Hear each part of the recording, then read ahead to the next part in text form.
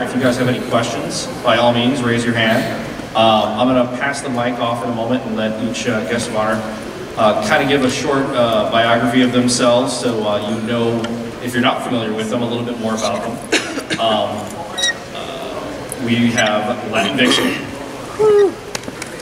Hello. and Russ Adams. I'll start with you. Hi, my name is Val, or Latin Vixen, and I make fursuits for a living, and I have been doing so for the last 12 years now. And I started way back when in high school with my mom. She actually thought this was pretty cool, and she wanted to help me with my first costume, and started going to cons from there, and it just kind of exploded, and people really liked them, and then I kept traveling, and more furries popped up, and more fursuits kind of just came out of my house, and it's gotten really big, and now it's been really fun. It's one of those things that I've learned a lot, meeting people and traveling and everything, and I love it. So I love living as an artist and being able to set my own hours and do all this stuff, plus I can be as creative as I want to be, thanks to you guys, so thank you.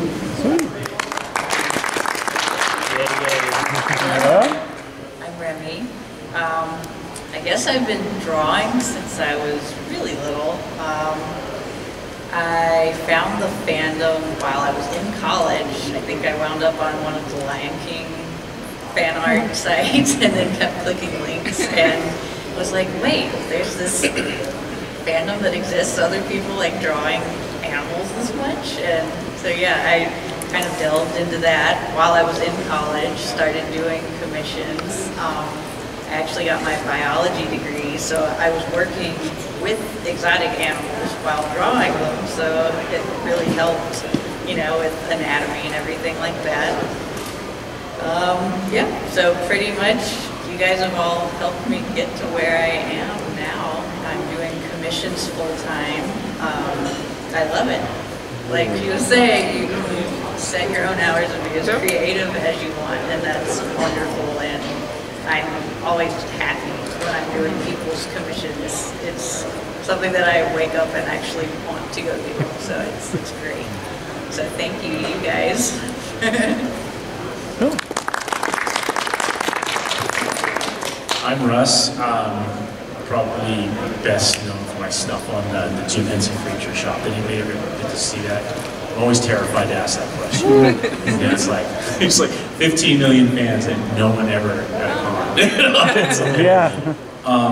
So we did a lot of creature design on that show. A lot of puppet stuff. You know, when you're dealing with Jim Henson, you don't get to do the scary stuff. You got to do the cute stuff, which I'm not good at. You know. So, I own my own studio in Utah. Try not to say that out loud. Why? Yeah. I do a lot of film work. I've worked on Pirates 2 and 3, 51st Dates, stuff like that. Nice. I'm actually, mostly what I do is creature design, so I get to create all kinds of, you know, creepy things that make people scream, and that makes me happy. Really makes me happy. But, and I'm just like Remy, I love going to work every day. It's like there's always some creepy thing crawling around in the studio, severed heads, you know, zombie parts, you know.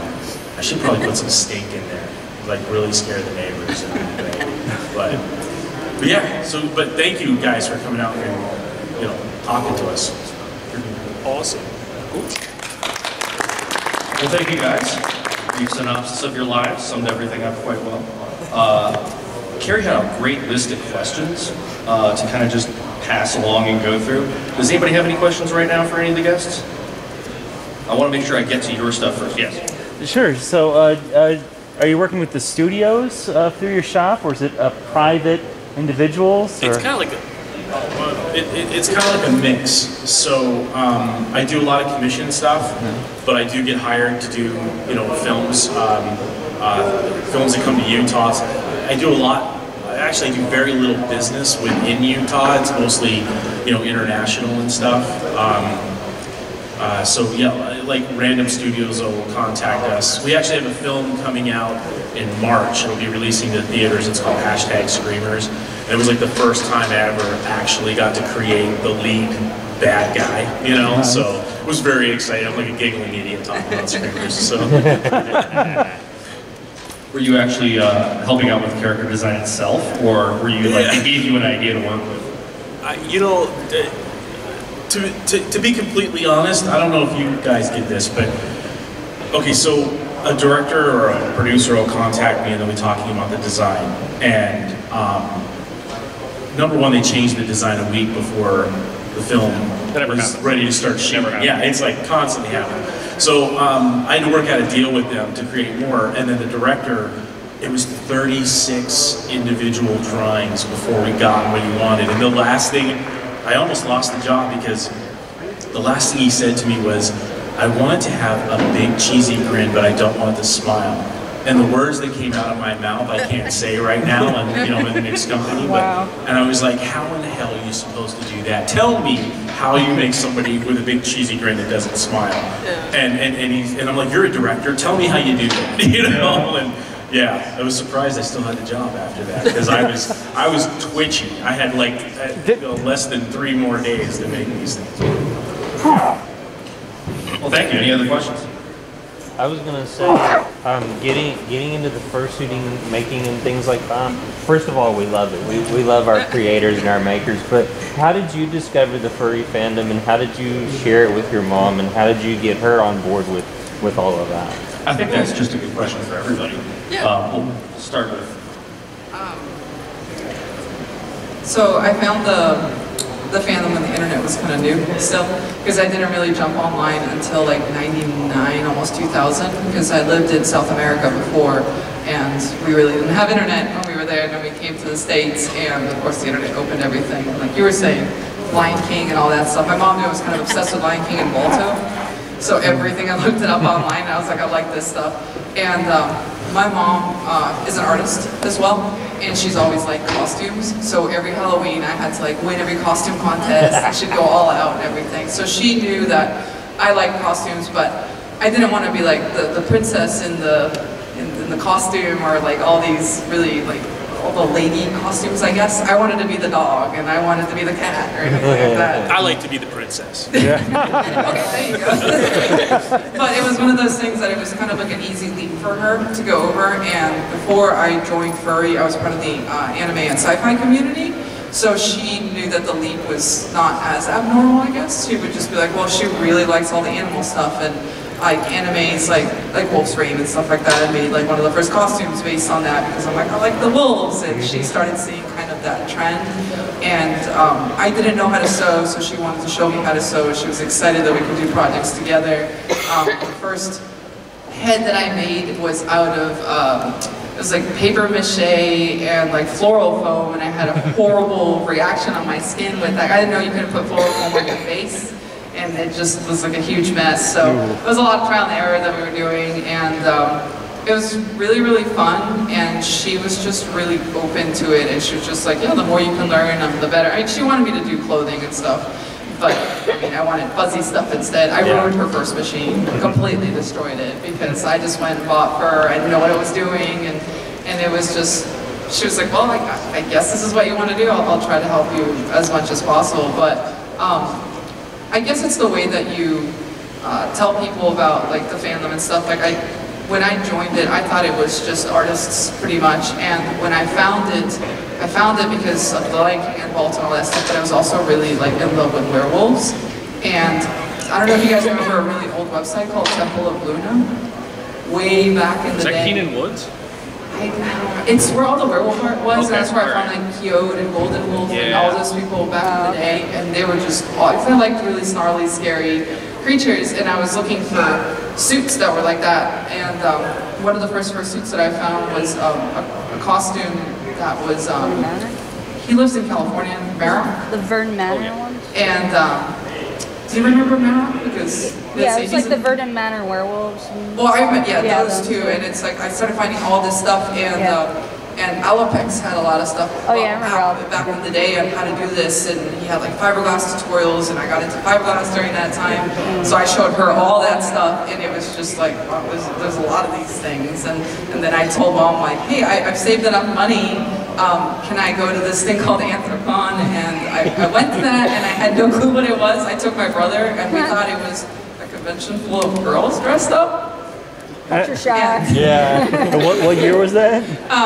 2002. I was Okay, there. Yeah. So it was, I had just turned 18 and I was like, oh, I'm gonna graduate high school, I'm gonna give myself a trip. And then I went and I was like, wow, this is a lot bigger than I thought it was. And I made really like good connections there with people. And then I just realized like, this is a place that I want to keep coming back. And I learned a lot from makers back in the day. And like people like White Fox really helped me do a lot of stuff. And I saw like my favorite maker at the time, and they built my first personal suit, which was Scribble Fox at the time. So it's all these people that really influenced me into what I'm doing, because they were doing it way back, and like I knew Cody way back when he was not Cody. Yep. He was a wolf character. So it's like all these things that I'm like, I feel like I'm an old OG furry now. Gray muzzle. Gray muzzle. Yeah, and that's It doesn't seem like 2002 seemed like was way back in the day. Well, doesn't it? MFF was about 1,500 people in Yeah. 2002. It was not that big. It's Really? Count the 4 times persons bigger on now a easily. hand. Yeah. It's just, it's weird to like, well, because Roscoe, you brought this shirt from '99. MFF for me, like yeah. '99, and I'm like, wow, these shirts, and everything has changed so much, and that's why I see how big this convention has gone, how big this is going to continue to grow, especially compared to like sci-fi conventions and anime cons and all that stuff. It's gigantic. I'm like, this is going to explode. Well, and the reason being is because when you come into the con atmosphere, there is a magic that Yep. you feel in this atmosphere. I really honestly believe the furry fandom is one big giant family, and as long as you stay on the good side, you're okay. If you ever get on the bad side, watch out, because they Well, we do will. have some black sheep, but you Yeah. know, they've made their own costumes too. exactly. So but, there's a you lot of know, good jokes you can make here.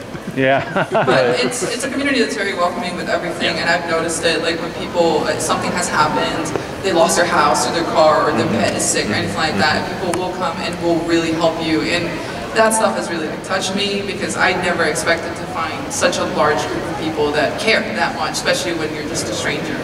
And I've just seen like it's beautiful really, and I don't see it in a whole lot of other places.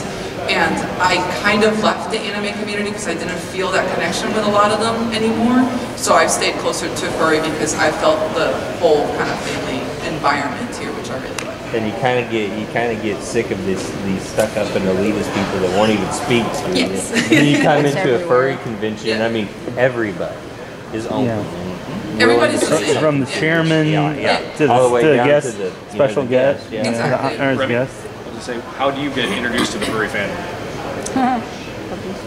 Well, like I was mentioning before, it was pretty much maybe my sophomore year of college, and I was just, doodling, which got me in trouble in a lot of my earlier school years. I've always been one to, instead of take notes, draw stuff. So in college, I was doing that, and yeah, I had an art course where we actually got to draw a lot of animals, and I was kind of like, I wonder how, these artists that have illustrated things, animated things like The Lion King, Wolf's Rain, stuff like that.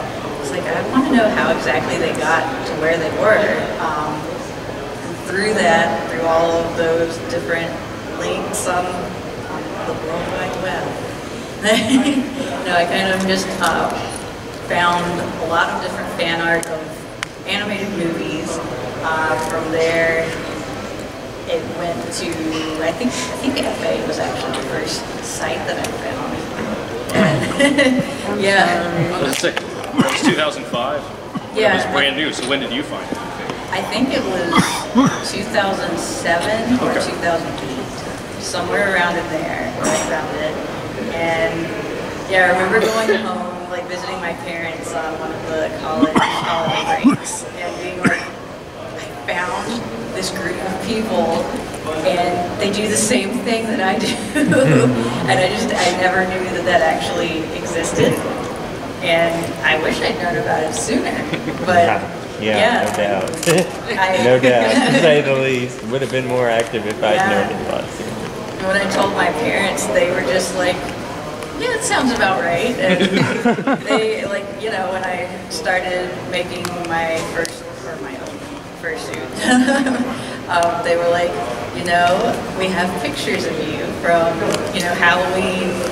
My mom always used to make me really cool costumes as well, and I would not let her put them up in the attic after Halloween because I wanted to be like a dinosaur or a bat or a werewolf year round. Yeah. So yeah, I always had these costumes I was wearing around. So, you know, they were like, this is pretty much part of the course for you. And yeah, they're really excited that I found this community, and I've been sharing like my work with them, and you know, they're always like, send us, you know, these pictures, these commissions that you're doing.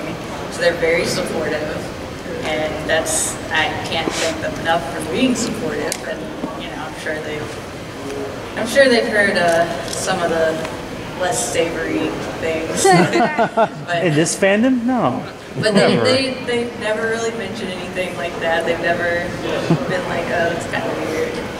But yeah, so basically, yeah, that's how I found the fandom, and it was an easy transition into it. I just love getting into it, and I would not give it up for anything, really. Have you had your own room key before with your artwork on it? Is this the No, first? it's the first time. So you can tell your parents now, hey, by the way, I've also been featured on a hotel room key. Yes. You know, that's a first. Yeah, I don't know anybody else who has that distinction. That's perfect. they want me to keep copies of everything, so I can show them. So yeah, it's really cool. Really enjoy being here in this community. Russ, how did you get? You're a pretty recent. I'm like way new. Yeah. So I saw a documentary over the summer, and I was like, these people are cool. You know, I'm like, from a costume designer's point of view, like I'm in awe, like of all of the creations that you guys come up with. So I called my agent. I'm like, you need to book me in some furry conventions because this is the coolest thing I've ever seen. So this is, you guys are my very first ever furry convention. So Welcome. excited. Like, I walked in last night and I was like, oh my god. You know, it was like like I said, from a creature designer and a costume, you know, creator point of view, I was just like, it was like Mecca, you know. It was like, this is the coolest damn thing I have ever seen. And you're right, you're totally right about the whole friendliness, you know. I was like, because I've been, I was telling these guys last night, this is my 46th convention in 3 years. And, you know, I do a lot of cons, and there is so much stress when you walk into a con for the first time, and then there's always the competition between the celebrity guests, who gets preference, who doesn't get preference, stuff like that, you know, and I know that I'm like the Z-level celebrity guest. I know that, you know, I'm sitting on a panel with Lou Ferrigno. Hey Lou, how you doing? You know, I mean, I know I'm the lesser guy, but there's always this conflict, and I swear to God, when I walked into the hotel, it was like that conflict just didn't exist. Everybody was just so cool and inviting. It was like, oh, this is great, you know. Call my wife, hey, you should have been here. Sucks to be you. Why wasn't she here? Oh, she's like groups of people. She's not really great with huge groups of people. You'd be surprised. There's a lot of folks here that you could have given her a fursuit. We probably could have. You could have either made one or bought one quickly here, and then she could have worn that, and she wouldn't have even felt it. Yeah. But you know, she does better with alcohol. And now that I know that you've been that's here, Talk to Alpha. You're in Chicago now. Have you heard of Malort? No. Okay. Anybody? No? Malort? Okay, never mind. Sorry. Look that up. That's a Chicago, stable. Okay, Doug's laughing. He knows what it is. It's are you familiar with the humor of John Hodgman? Yeah. Yeah, that's the sort of thing that he likes to put upon people. Lately it's It's more like antifreeze or engine degreaser than it is a liqueur. So Wow. it's something you give to people. And remember on Buffett, Spit or Swallow? It's the type of thing wait, you wait. go for that. Is they it did worse that than to us in soju? England too, yeah. I don't know. Sorry. So there's this thing in England, it's called scrumpy, and they save it for Americans like me, who think that we can drink a British person under the table, and so it's the scrapings at the bottom of a wine barrel, and the alcohol content is high, but the taste is low, and they'll give it to guys like me, or I can drink, You might as well just give me the Splatoon. Really, yeah. I remember being carried Splatoon, across, Splatoon. parts of London. You know. Oh my gosh. Have you had soju? Yes, I love soju. I've had many soju experiences. Yes, you know, It is an Korea experience. rocked. Yeah, so I've gotten to live all over the world, so it was kind of cool. And Korea, that you can't even taste soju. It's like almost like tasteless. So you mix it with Kool-Aid and stuff. And, It's like Everclear. yeah, really. Yeah. Yeah, I And did a before year you in know Korea. it, you've been embalmed. They, Yeah. they make flavored soju. Yeah, mix it with some kimchi. And you're really Yeah, exactly. Yeah. So I was going to ask, I think this kind of actually came up already in conversation, but what are your guys' favorite holidays? I don't want to assume anything, but what are your favorite holidays? I'm like totally a Halloween person. It's like Hey. I think it's obvious. Yeah. I mean, Halloween. Any excuse to create dead things and dress up. Yeah, freak the mundane, as I like to refer to it. You know, I mean, absolutely hate this one coming up. Yeah. Yeah. So That fat guy can get his I butt know, down I'm the kicking chimney that and fat guy leave off my already. roof many times in front of my children. You know? I'm also a Halloween advocate. I pretty much love when that's coming up because I get to really draw a lot of werewolf commissions, wear anything commissions. And I love doing that. I love making people's characters look snarly and monstery, and that's like one of my favorite things to do.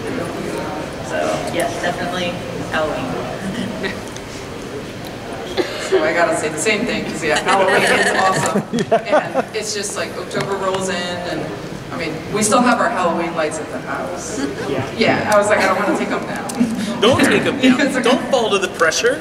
It's like, I love lights and everything. I have them all purple and orange, and I still have my pumpkins up and everything. So I'm like, it's like, at least they're inside the house, so I can enjoy Halloween all the time.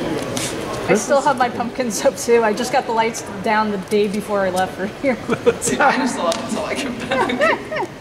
Oh, sorry. So aside from the fact that all three of the furries up there like the holiday that you dress up in, what is so I'm a new guy. I'm new to the fandom. Get him! Well, So like I became a fur on deployment awkwardly enough, but like why are you guys the guest of honor? Like how should I know you guys? yeah. I might be able to help actually more than they would with that. Let me see. Because they're all humble. I mean, I know. Yeah. They're all nice people. So you weren't expecting them to be humble necessarily, is what you're No, saying. I was. They're furries. So the selection process, and I can talk about this a little bit, I won't give too much away. We have selected the guest of honor for next year, for 2018. The criteria is not very defined. A lot of it comes from suggestions from staff, suggestions from people at other conventions. One of the things I think a lot of people maybe don't understand is the staff at Midwest Fur Fest and Anthrocon and Furry Week in Atlanta and Furry Fest. There's a lot of cross-pollination. There's people that maybe work Artist Alley here, but then they're on security somewhere else, or they live in one area, so that's like their local con they can drive to. Great example, I'm in Milwaukee, so I drive 50 minutes and I'm down here. Whereas, I have to fly for Anthrocon or FC or other events. But I might volunteer there as well. And the person who's my boss here might be somebody in a different department or somebody that works under me in a different convention. So different conventions, word kind of gets around. People say, hey, this person was a great guest of honor, or you know who would be great to get. And it depends on timing, if the people are available. We also have people like Russ that actually reach out, people that work for him that reach out and say, hey, we're interested in doing this. Would you guys accommodate us? Would you be interested? We had a list of probably about 8 or 9 people every year that we go through that could be, and we start basically like right now, planning for like 2019. So we start getting people, because in some cases it's that hard to get people on their schedule. Again, if you go to 40 plus conventions in 3 years, you've got your schedule kind of figured out. There's also cancellations, there's things that change. I won't say who, but there was somebody who was supposed to be a 2017 guest of honor, and it just didn't fall through because that person was moving, they were starting a career somewhere else, and they actually will be for 2018. But again, that just worked better with their schedule, and those sorts of things happen. So we get a lot of suggestions from other conventions, we get staff and other people here. There's connections. You can imagine how many people are in the furry fandom, what industries they work in. There's a lot of connections. People say, hey, I know somebody that does this on a TV show, or this person that's a writer, or this person that's published, or whatever. So I don't know if you haven't been to any other conventions, have you? So no, so I'm stationed in North Carolina. So, Okay. There's one called Tarpaw, but that just changed. Fort Bragg. As I went to it. Sure. It just changed to Anthro Crossroads East, which is Ace now. Okay. So now it's become its first convention. Mm-hmm. That's in December. But so this is my first con. Okay. Well, thank you for joining us. This is a great one to come to. Yes, welcome. I paid to come here. Did we answer your question pretty well? Yes. Okay, But good. it also kind of surprises me, like being new to the fandom and everything, that like when I knew it as a teenager a little bit because of like the darker side. I mean, I was a teen. Yep. But as I came into it and grew to know it and knew all the good side of it, the good people. It kind of surprised me that it's actually like it's existed for how long it's existed for. Yeah. I'd say are you kind of proud of the fact that it grew to the size that it has? Oh, hell yeah, I am.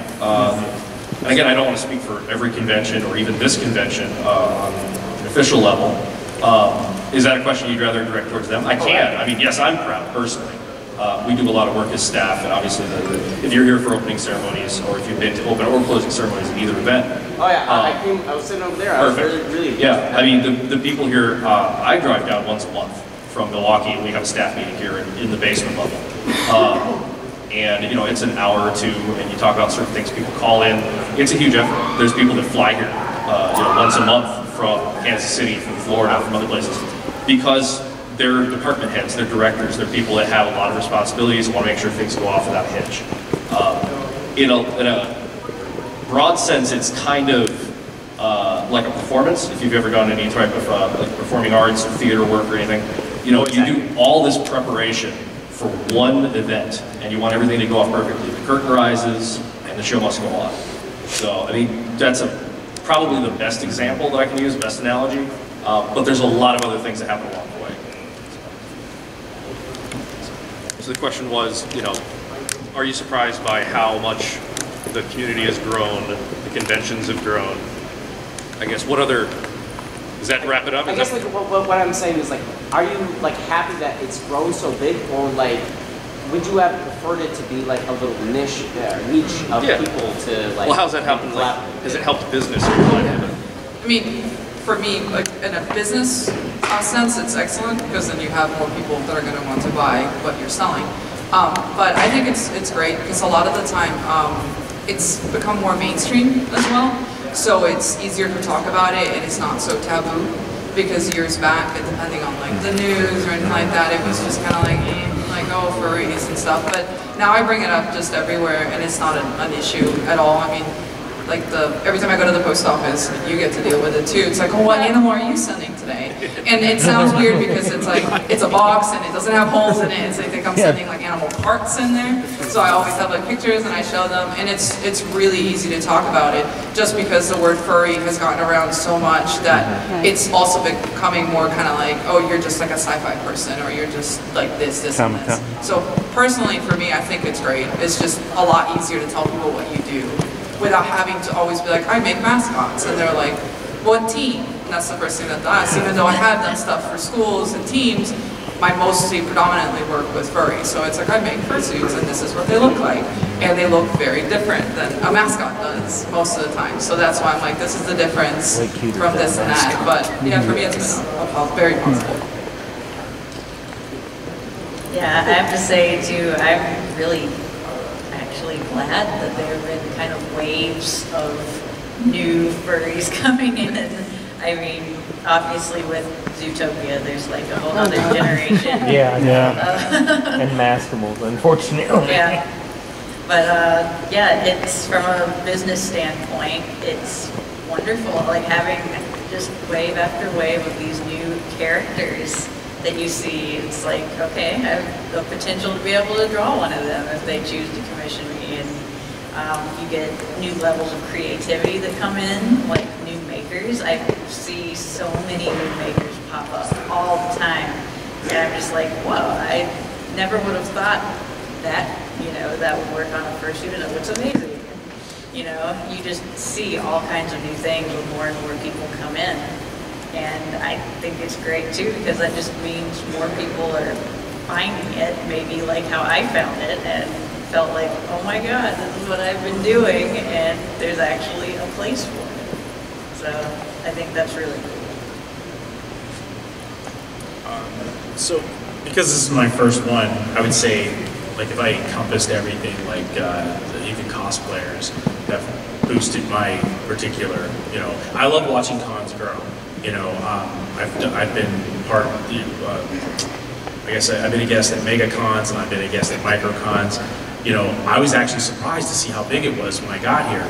And they were telling me you guys are like almost at 8,000 people, right? Oh, wonderful. And I was like, oh my God, I was expecting like 1,000 people, you know, I mean, and so, and for me, this is like the best, you know, size, you know, because you get to be a little more personable with the, you know, with the attendees, like at MegaCons. That was the one thing that always drove me nuts. They give you like 30 seconds. It's like, hi, sign an autograph. They're moving on. Sorry, you know, oh yeah, and then they're just, you know, you get no interaction with people.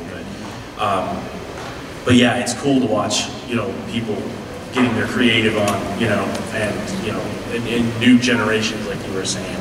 I mean, like I was blown away that you said that you use a machine for this.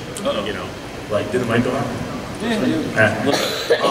Because I sew everything by hand. I don't trust the machine at all. I throw them across the room. I gotta be honest, you know. But you know, but like I got a feeling it would be a nightmare to put together an entire fursuit. But So you don't make the full fursuit. Well, that's Start what. with partials. Well, that's what I'm wondering. So, how's your suit coming along, or have you decided whether or not I to don't build have the balls to do what you guys do. I really don't. I create all kinds of suits, you know, and I create all kinds of creatures and things. I have never had the audacity to put myself in a suit. You know, I just. What's your character be? You know what? I don't even. Probably like a Minotaur or something like that. Is that even acceptable? Yeah, of course, yeah. Definitely. So that's probably what I. Big one for next year. Yeah, yeah. I think it's one thing that's interesting. So I'm, not that I want the spotlight on myself at all, but I think I've got an interesting little anecdote. I'm a member of a makerspace, if anybody's familiar with makerspace and hackerspaces. So basically we've got like almost a gym membership to come in and use a wood shop, a metal shop, and other things. We have folks that do 3D printers. And obviously those have become a lot more popular. You can own one in your house, you buy them at Barnes and Noble of all places. For a couple $100s, and you know, depending on how much you tinker with it or how much you want to spend, you can end up with some really intricate, cool stuff.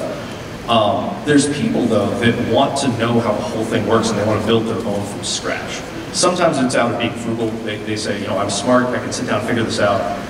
I've got a pile of parts over here, I've got access to like a pile of parts in a shop or something, maybe in the back of the college electronics lab.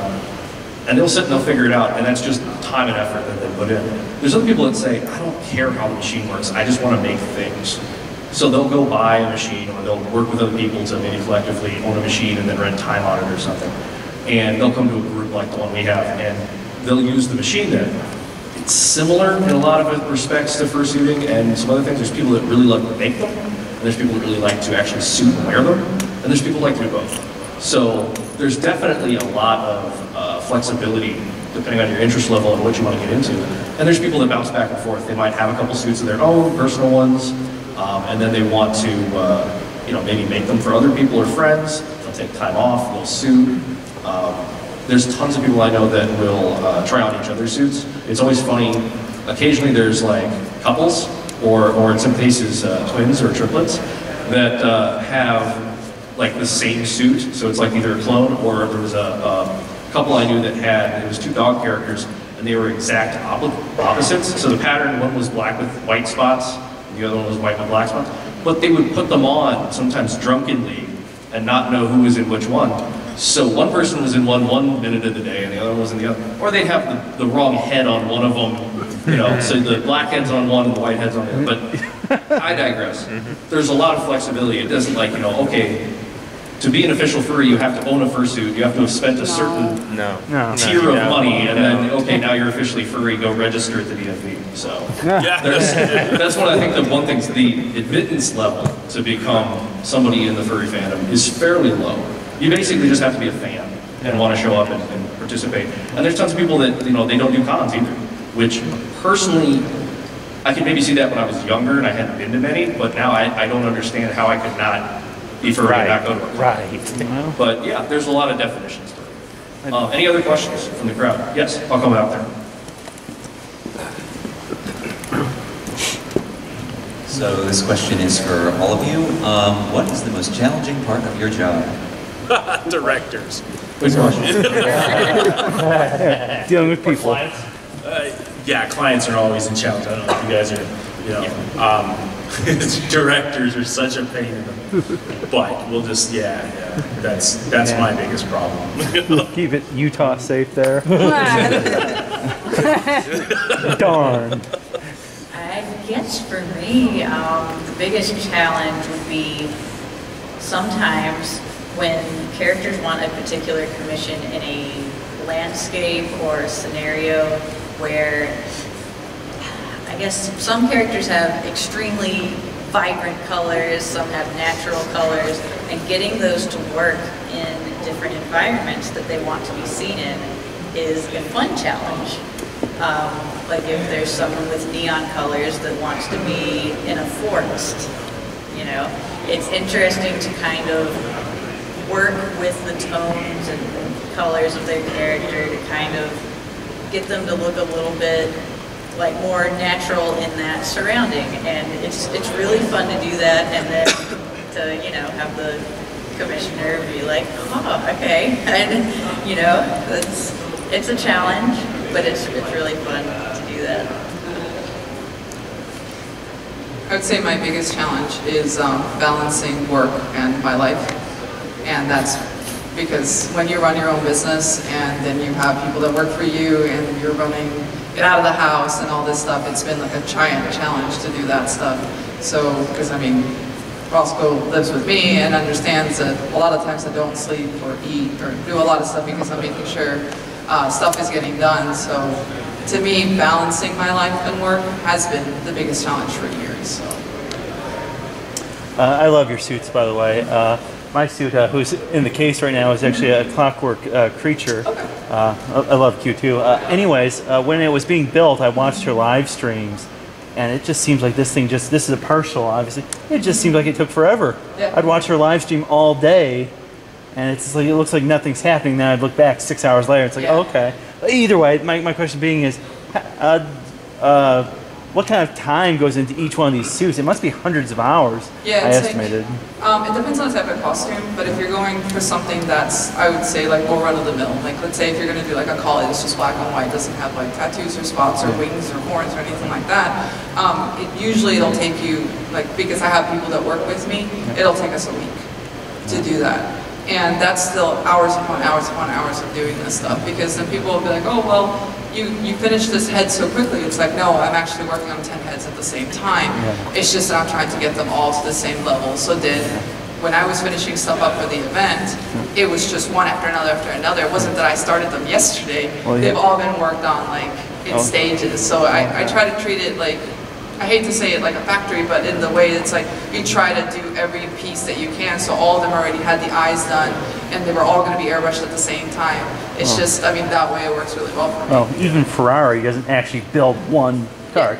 It's hand built, but they don't start one and then get go through all the way to completion. the They end, still have them lined up. You know, Yeah, so. So what level of organization? Like, have you learned a lot about yourself and your work? Yeah. So what sorts of like tricks and tips have you like found yourself to keep yourself organized and disciplined? Yeah, well, the discipline thing has been the hardest one, because when you work for yourself, you want to just like, you know, take breaks and like run off and do all this stuff. And I mean, it's been a learning process, of course. I'd say the biggest change for me was when I moved to the shop. It felt almost more legit, because I was out of the house and I wasn't destroying my poor house anymore, because I was doing all the casting and all like the working with the fursuits and the fur and everything, and it was almost embarrassing to bring people to the house because I was like, don't mind the mess, don't mind the mess, but I just lived in the mess. There was just fur everywhere and so trims. That's Where's your shop now? I thought you were still doing production at home. No, I'm still in Florida, but my shop is about 5 minutes from my house. Oh, okay, that's cool. Yeah, that's what Doug Walker did. They got a giant room studio Yep. thing. Is it like a self-storage locker? Nostalgia critic?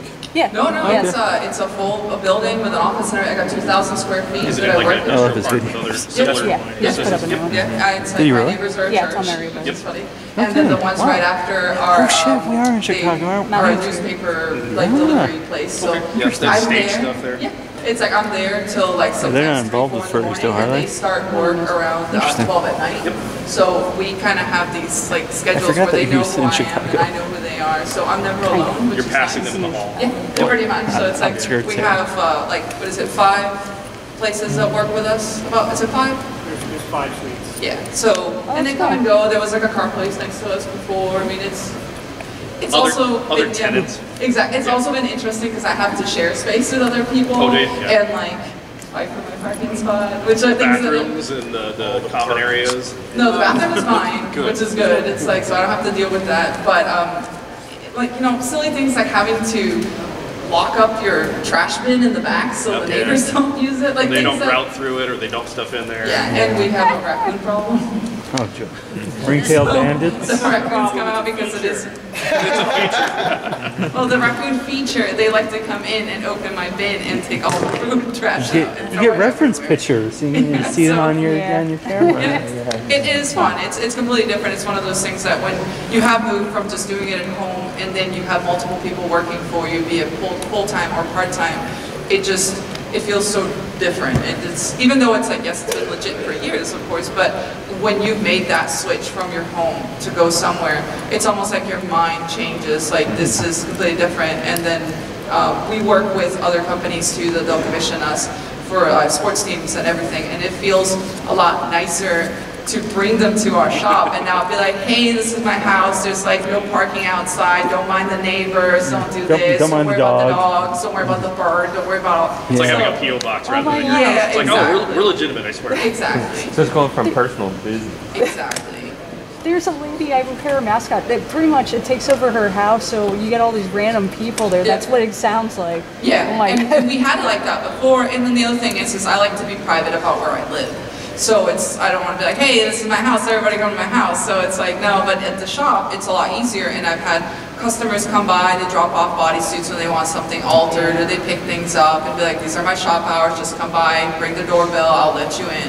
And it's really easy, it's really, I wouldn't change it for the world. I Yes, it's feel good. weird that I didn't do it earlier because I was too scared to make that leap, and I thought I couldn't afford it. But if you... It's an Are you going to expense thing. expand now into all the spaces next to it, take over the building? I actually want to get my own building eventually, Oh, so that's cool. how I come to looking for land and everything, because Florida's still affordable. It is. So that's It something is. like I could expand. Just put the right hurricane straps on everything. Oh my Yeah, about God. to say, until, hurricane. Yeah, well the good thing is I live in like the center, like closer to Orlando, but Even it's- Charlie wasn't too bad for you guys, right? 2004? Oh, no, it was horrible. It was bad, but like you guys, like, No, that one broke my roof. oh, never mind. Okay. I was renting Okay, very alright. so I was like, well, that's not my problem. I visited friends at UCF occasionally, and I was Yeah. like, "Hey, all your interstate signs are still down. Like, when are Yeah. they going to put those back up?" No, that was There's bad. still some now. Like It's one of 13 those. years later. It's like if you live in Florida and you're going to work in Florida, it's like find a shop that's not right next to the ocean. Yeah. Unless you have really good storm shutters. Yeah. Because it's gonna fly away. Or just move to Arizona or Utah. Yeah, don't go to Utah. No hurricanes. Any other questions? Yes. You want? I'll bring the mic up. Yeah.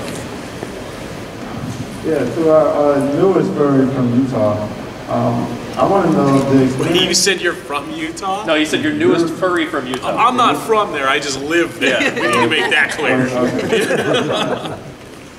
What's that? I'm Where are sorry. you from, actually? I'm actually from Pennsylvania. Okay. Nice. But my question to you is, everything that you take from this experience, the first experience at a first experience, will you and how will you apply it to your work, your future work? Well, I mean, I've seen some of the way that the suits kind of go together, so far, and it's kind of given me, because this is, okay, so I built, I guess, it's not really a furry suit, but thanks. I built a suit for Dollywood. It was a mascot for Dollywood, and it was a Bigfoot suit. And I don't know if anybody's seen my website, Yeah. but it's fur covered, like completely, but every hair has been put in with a needle one at a time. Oh my so God. I do hair punching, and No for me- Joanne's for that. Yeah. Well, actually, can you hold that for a second? I think I got a severed head. It's a little hair punch. Oh, you brought some. Is this for the next panel Oh, as well? nice. Yeah, for the creature design panel. Stick around after But- this, because he's got a panel immediately after in this room as well. So, I mean, I get the hair in, and it looks Oh, realistic gorgeous. enough. wow. I gotta style his hair. So, That's you know, gorgeous. that's, Wow. it kind of, now latex is a little harder to hair punch because it's, you know, it holds the hairs a little more than you want, and it starts to look like a little bit like hair plugs, so you have to kind of pull it out, but silicone and stuff that we do. But for that suit, everything was from the toes all the way up to the head was hair punched, you know, so, you know, I'm starting to realize just from what you guys are doing here that, took a you know, few maybe hours. it's not so bad, you know, to try to hide a seam or something, because I see seams being hidden and things like that. And a lot of times with the fur and stuff, I use this stuff called four-way stretch. I don't know if Oh, you guys yeah. are familiar with that. Yep. From NFT, which is incredibly expensive, like stupid expensive. And you start cutting into NFT and you're like, you know, I mean, any fur you buy is going to be kind of pricey, You right? see the dollar sign. Exactly. When you cut into NFT where you're buying it not by the yard, you're buying it by the square foot, and it costs $125 a square foot, you take a deep breath. You know, before you start cutting out pattern pieces. So, I think what I would take back with me would probably be maybe a little more relaxed as to, okay, this can be done. I've seen it firsthand, you know. I don't have to hair punch every little tiny thing. So, you know, he's traveled with me quite a bit. So he's a little but, I'm sitting here tweeting. I'm like, picture of werewolf coming to this. Any other questions? We got about 5 minutes or so. thank you. He's kind of old. I'm gonna have to retouch his hair. I didn't see the other hand. Sorry. I'm good, thanks. Okay. So, like, my thing, right? I'm sorry, I'm asking a lot of questions, but I'm new, so I like absorb information. One, I'm from Winter Park, so. Oh, great, yay. But like, you know, one of the things, you know,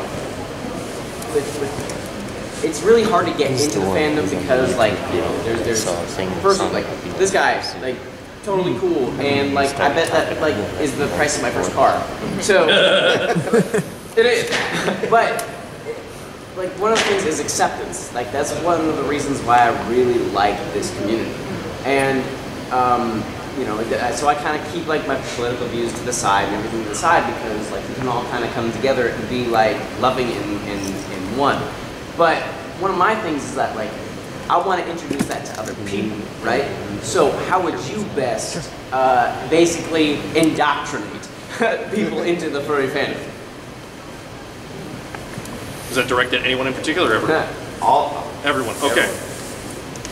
For me, well, I just show them the costumes. It's like I have them on my phone. Like my phone is literally just for suit pictures from my work that I've been doing. And when you tell them how much fun you have at these events, and a lot of times people will be like, I'm stressed out with life, and it's just like, I want to take a break from everything. It's like, well, what are you doing next weekend? It's like, well, I'm going to be in Chicago. It's like, doing what? It's like, doing this, and I'm going to be wearing this. And they're just like, but is that fun? I'm like, yeah, it's super fun.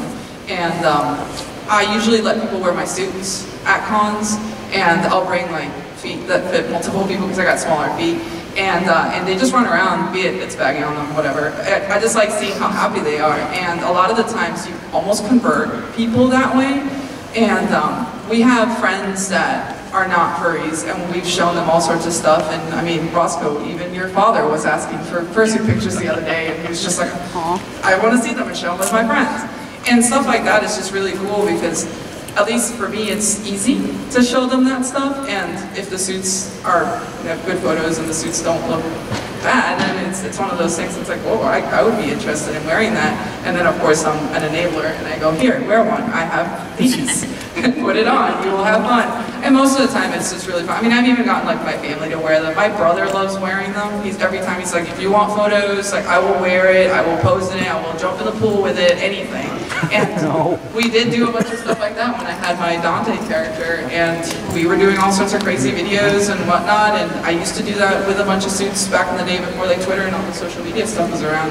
And it's just super fun, and I like passing that to other people, showing them that yeah, it's just a costume, but it's really, really cool, and you might love it, or, I mean, most of the time it's been fine. I've only had a couple of times that people have been like, it's a little claustrophobic, but, I mean, I used to be super claustrophobic, and I wear these things, and I'm fine now. So. I guess, Brittany, did you have a response how to indoctrinate people? Yeah. Zootopia. I guess. Charities, talk about the Usually, if I'm kind of presenting the idea of the furry fandom to people, I ask, what cartoons did you grow up watching? And most of them have animal characters and talking animal characters. And, you know, they're like, oh, those were my favorite shows. I love these characters. And I just kind of tell them a lot of people's influence came from that. They made characters of their own because they loved, you know, watching the antics of different cartoon characters or something. And, you know, I'm like, that's kind of what it is. Like, you have your own character, you can get art of them, you can do your own costume of them, and, you know, that's pretty much how I go about introducing the idea. We're just going to go ahead and start wrapping this up. It's about 1 o'clock. Where can the attendees find you guys after this? Back at a table? What tables are you at? Things like that. Yeah, I'm sitting right next to Remy. I'll be setting up a little bit later today because I'm actually waiting on boxes and stuff to arrive. But, what'd you say? They're here now. Okay, well, my stuff is here now, so that's fine. So you'll see me at the dealers, be sitting next to you, and I'll be running around the suit, but I can't tell you guys which one. So just look for costumes. I'm colorful and animated. Does it have big gauges? Maybe. Okay. Maybe. Remy, where can people find you later? Probably Dealer's Den for a while. It's table 30. It's right by the main entrance. So if you come in, you'll probably see all three of us, because I believe your tables. Yeah, we're all like Okay, right cool. the same. All of them will be in the dealer's den. They have tables there. Ooh, Yeah. sell props? Russ, you've actually got a panel right after this one. In this one. I do, yeah. So it's creature design if you guys want to stick around and sure. Yeah, Dealer's Den, and I like to run around in my fursuit at night. I can go to the dances and wander around. So, yep. This is furry as I get. You got it down here. Give it time. It grows on you. There you go. Cool. Thanks, you guys. Thank you guys so much for coming. We appreciate it. Would you like to stick around for Russ Adams' next panel? By all means. We'll get started here in a couple minutes.